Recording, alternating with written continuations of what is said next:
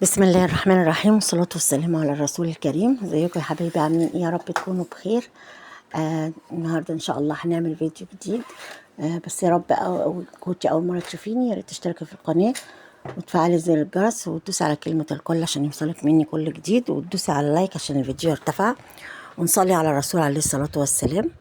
ونبتدي الفيديو ان شاء الله. احنا هنعمل النهارده اكلة سمك عادي مقلي. بس انا حبيت اعمل لكم فيها تكه جديده كده. احنا كل مره بنقلي السمك، وبعد ما بقليه انا برش عليه خلطه كده من بهارات السمك والشطه والملح والكمون. لكن المره دي ان شاء الله هنعملها بطريقه فيها تكه جديده كده. هنعمل النهارده. الاول جبت السمك، انا جبت سمك بحر. وسمك البحر بيبقى صغير وكبير، ما بيبقاش يعني مقاس واحد. انا صراحه بحب سمك البلطي البحر، غير البحر ما بحبوش. انا بحب اصلا سمك البحر كله. اما البلطي لو ما كانش بلطي بحر انا ما اكلهوش، بيوجع لي بطني وببقى فعلا مش مش مرتاحه جدا بعد ما اكله. لكن لما يكون سمك بحر بلطي بحر بيبقى حلو قوي قوي، طعمه كده جميل. احنا النهارده هنعمله مقلي. انا جبته ونضفته في البيت طبعا زي العاده، لان انا بعرف زي ما قلت لكم قبل كده من الفرشه اللي بيقطع بيها، بينضف بيها السمك من جوه الراجل بتاع السمك. فانا بنضفه في البيت بصراحه. وبعد كده نضفته وطلع منه زي ما شفتوا كده بطروخ. وكان حلو قوي قوي. عملته وحطيته في ملح وليمون وشوية دقيق، وسبته عشان خاطر لو في أي ريحة أو زفارة تروح. ولو إني أما يكون السمك طازة، وخصوصا لما يبقى سمك بحر، ما بيبقاش فيه أي ريحة زفارة ولا أي ريحة ولا ريحة وحشة ولا أي حاجة. بيبقى جميل جدا، فما بيحتاجش حتى إن هو يتحط في يترقد كده. بس أنا بحطه يعني زيادة حرص.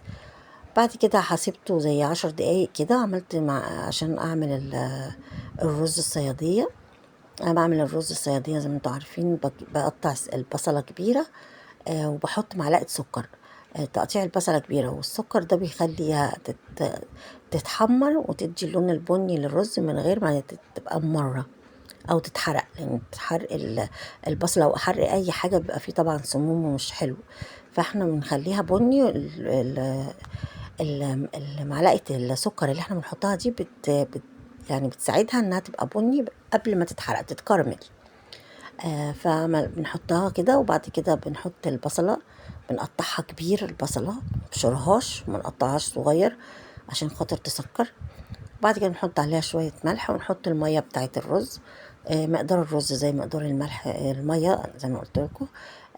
لأنه ده رز مصري. وبحط أنا على كل كوباية رز معلقة ملح. شايفين معلقة السكر اللي أنا حطيتها على البصلة دي؟ هي دي طبعا بتسكر وبتكرمل البصل. وبعد كده طبعا حضرت اعمل بقى الخلطه اللي قلت لكم عليها عشان السمك. انا حطيت خلاص الرز على النار. انا جبت زي 4 أو 5 فصوص توم كده، دقتهم. وبعد كده انا ما كنتش لسه حطيت الرز على النار. حطيت الميه على النار وغليت وغليت، وحطيت فيها الرز. دلوقتي هحطها عادي على النار هاديه على الشياطه عشان خاطر تعمل يستوي. هنا هنحط التوم اللي احنا دقيناه بشوية ملح، ومعاه احط معاهم دي هريسة شطة انا بعملها وبشيلها في الفريزر. بتبقى اللي هو الفلفل الشطة ده الاحمر. بنجيبه ونغسله ونقطع منه العرش بتاعه اللي تحت ده او العنقود. وبعد كده بنحطه في الكبة ونحط عليه شوية ملح. ونضربه كويس. وبعد كده نحط فصين توم كده معاهم، برضو نضربها كويس. بعدين بنحط بقى شوية ملح وشوية زيت، وبنحطه في علبة في الفريزر. أي وقت بتاخدي منه بيبقى في منتهى الجمال. أنا بستخدمه طبعا في السمك، وبستخدمه في الكبدة، وبستخدمه لما أعمل البدنجان المخلل. بينفعني جدا طبعا. حطيته هنا على الثوم اللي انا دقيته، حطيت عليهم ملح. طبعا السمك بيحب انه يتملح كده ويبقى حلو قوي، فانا برش عليه ملح وانا بعد ما انضفه وهو في المصفى. وبحط ملح طبعا في التتبيله بتاعته. هنا السمك بتاعنا مش كبير قوي، فاحنا مش هنضطر نعمل، مش هنقطع فيه شقوق كده. لكن لو السمكه كبيره انت بتقطعي شقوق شقوق كده عشان خاطر تعمل يدخل التتبيله في السمكه من جوه. انا حطيت كل السمك في التتبيله اللي انا عملتها. وقلبتها. نسيت اقول لكم ان انا عصرت ليمون، انتوا اكيد شفتوه، عصرت ليمونه كده او ليمونتين. وبعد كده حطيت طبعا كمون. قلبته كده في الخلطه دي، في الحاجات دي، وبقيت ادخل فيه من جوه من افتح السمكه كده وادخل فيها من جوه نفس الخلطه دي عشان تشرب منها كويس.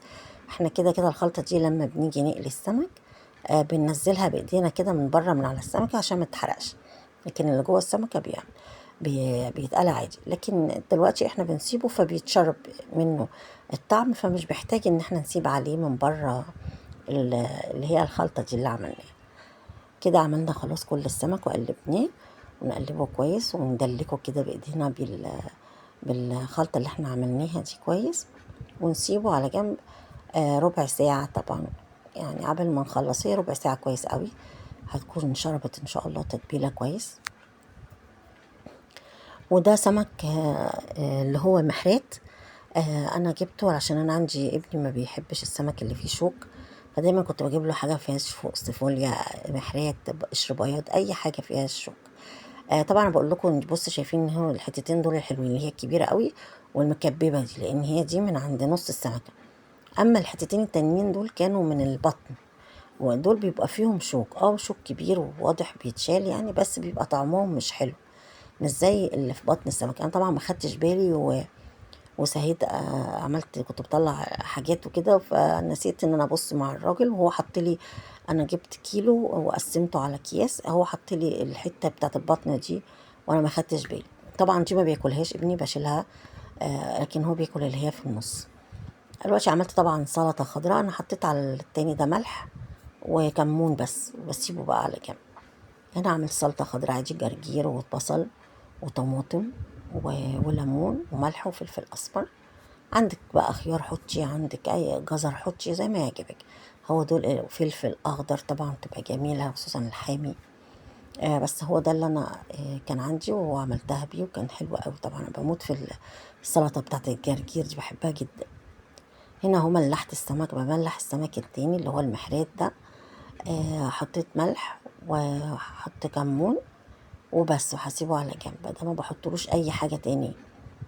السمك ده يا اما بحط كمون يا اما احط بهارات سمك، وبقى حلو جدا. وشطه طبعا لو كان لينا احنا، لكن انا عشان ابني هو اللي بياكله فمش بحط شطه. بعد كده قليته، لاني انا جبت بقى الدقيق اللي هقلي فيه، وزي ما انتوا عارفين برضو انا بحط في الدقيق ده كركم، بيدي طبعا لون حلو قوي للسمك. وكمان الكركم مفيد قوي واحنا بنستخدموش كتير، فانا بحاول احطه كده في حاجات، طبعا في البانيه، في السمك المقلي، في حاجات كتير قوي بحطها في الشيش طاووق، بحط على قد ما اقدر يعني. هنا هقلي السمك ده الاول عشان ده ما يبقى التاني فيه توم وكده، وبيبقى البولتي هيبقى كتير فممكن يخلي الزيت محروق وكده. فانا بقلي ده الاول، وبعد كده ما بطلعه بحط السمك. طبعا شايفين لون السمك ده عشان الكركم طبعا بيبقى عاطي للسمك لون في منتهى الجمال. وطلعت السمك ده وهبتدي اقلي في السمك البولتي التاني. انا بحب قوي يعني اعمل الحاجات كلها في البيت، اذا كان سمك قلي او شوي، لاني انا بحس ان الزيت اللي هو بره بيبقى صعب شويه، بيبقى اتقلى فيه كتير قوي. فانا بقلي. معلش انا اسفه الصوت ده، لان ايه التليفون انا حطيته على الشحن. انا اسفه قوي.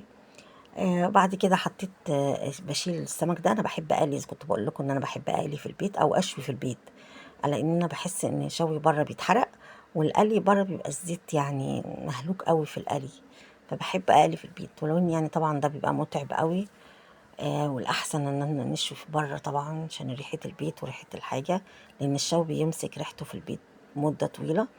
بس انا مش عارفه متعودتش اشوي بره، فعشان خاطر الريحه، عشان خاطر بيتحرق، بيبقى طعمه محروق. ان شاء الله هحاول بقى اشوي بره، لان بيعمل صراحه ريحه جامده جدا في البيت، وبيلزق في العفش، وبيلزق في الستاير، وبيتعبني جدا عبال ما بتخلص من الريحه دي. هنا طبعا قليت السمكه هي البولتي بقى، نفضته زي ما قلت لكم من بره عشان خاطر الحاجات اللي عليه بره دي ما تتحرقش، وقليته وده عملت الاكل هو الغدا النهارده زي ما انتم شايفين كده. وده السمك اللي هو المحاشي، آسفة نسيت اسمه، وده الرز الصيادية الجميل بتاعنا، وده السمك المقلي.